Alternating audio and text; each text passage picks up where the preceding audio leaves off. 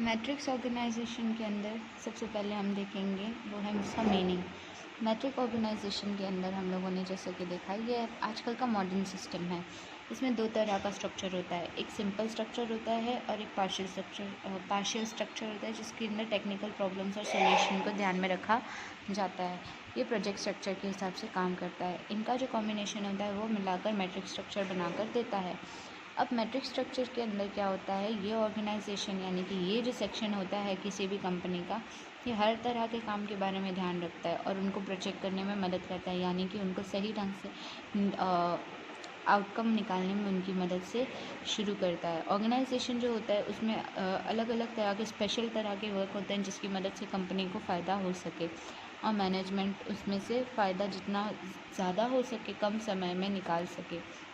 इसमें multi phase structure होता है, यानी एक टाइम पर कई तरह की चीज़ों का काम इकट्ठे किया जाता है। ये डिज़ाइन जो होती है, इस डिज़ाइन के अंदर हम ये देख सकते हैं कि कॉम्बिनेशन ऑफ डिफरेंट वर्क्स यानी अलग अलग तरह के कॉम्बिनेशन की मदद से हमारा काम जो होता है वो प्रोजेक्ट होने में हेल्प करता है। और जो मैनेजर होता है वो अलग अलग तरह से चीज़ों की रिस्पॉन्सिबिलिटी लोगों तक पहुंचाता है। ये प्रोजेक्ट जो होता है वो हमारे कई तरह के छोटे मोटे प्रोजेक्ट को साथ लिए चलता है, और इसमें रिस्पॉन्सिबिलिटी मैनेजर की होती है कि हर काम सही इंसान तक पहुंचाया जाए और उससे वो काम करवाया जाए। एक्सपर्ट्स जो होते हैं, जिन्हें हम स्टाफ मेंबर के तौर से भी जान सकते हैं, वो लोगों को सही ढंग से काम बताते हैं और उन लोगों को सही ग्रुप में डिवाइड करते हैं, जिसकी मदद से एक्सपर्ट द्वारा ये ग्रुप्स अलग अलग तरह के काम में ज़्यादा से ज़्यादा प्रोडक्शन कम समय में निकालने की कोशिश करते हैं।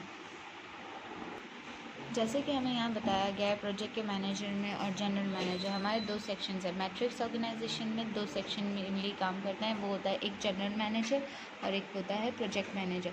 जनरल मैनेजर के अंडर में आता है प्रोडक्शन, परचेज, इंजीनियरिंग और रिसर्च एंड डेवलपमेंट। प्रोडक्शन का मतलब होता है यानी सामान का बनना, परचेज का मतलब होता है कच्चे माल का खरीदना, इंजीनियरिंग का मतलब होता है जहाँ पर मशीन्स की देखभाल होना, और रिसर्च डेवलपमेंट का मतलब होता है कि मार्केट में रिसर्च करके उसके बाद अपनी न्यू पद्धतियों को काम में लाना। ये चार सेक्शन में जनरल मैनेजर काम बांटता है। और पांचवा सेक्शन होता है वो होता है प्रोजेक्ट मैनेजर।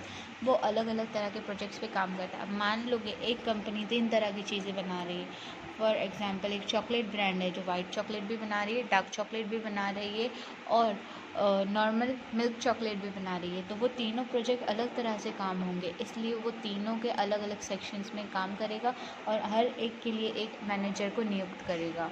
जिस तरह यहाँ डायग्राम बताया गया है उस तरह से हम हमारे जनरल मैनेजर जो कि सबसे ऊपर का लेवल माना जाता है, उसकी तरफ के ऑर्डर्स को प्रोजेक्ट हेड्स तक पहुँचाएंगे, और फिर परचेज डिपार्टमेंट में ख़रीदारी के लिए काम दिया जाएगा, प्रोडक्शन डिपार्टमेंट में कितना माल बनाना है उसका दिया जाएगा, इंजीनियरिंग को मशीनरी का देखभाल के लिए कहा जाएगा, और वहीं रिसर्च डेवलपमेंट ये ध्यान रखेगा कि मार्केट में उस तरह का कोई माल है अवेलेबल या नहीं, और टेक्नोलॉजी की मदद से पूरा फंक्शन पूरा किया जाएगा।